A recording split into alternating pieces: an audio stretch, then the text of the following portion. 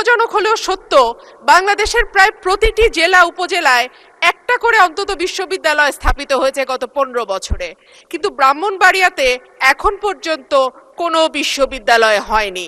মাননীয় স্পিকার, আপনার মাধ্যমে আমার সংসদে আবেদন থাকবে ব্রাহ্মণবাড়িয়া জেলায় একটা বিশ্ববিদ্যালয় স্থাপন করা হোক। মাননীয় স্পিকার, মেঘনা আর তিতাসের পাশের ব্রাহ্মণবাড়িয়া, ওস্তাদ আলাউদ্দিন খাঁ এবং ঈশা খাঁর দেশ ব্রাহ্মণবাড়িয়া, পুতুল নাচ আর ছানামুখীর দেশ ব্রাহ্মণবাড়িয়া, বাংলাদেশের শিল্প সংস্কৃতির রাজধানীর নাম ব্রাহ্মণবাড়িয়া। মাননীয় স্পিকার, একদিকে যেমন এখানে বাউল গান হয়, কীর্তন হয়, ওয়াজ হয়, এমন অপূর্ব ধর্ম বর্ণ সংস্কৃতির মিলন মেলা বাংলাদেশের আর কোথাও হয় কিনা আমি জানা নাই। কিন্তু মাননীয় স্পিকার, দুঃখজনক হলেও সত্য, বাংলাদেশের প্রায় প্রতিটি জেলা উপজেলায় একটা করে অন্তত বিশ্ববিদ্যালয় স্থাপিত হয়েছে গত 15 বছরে, কিন্তু ব্রাহ্মণবাড়িয়াতে এখন পর্যন্ত কোনো বিশ্ববিদ্যালয় হয়নি।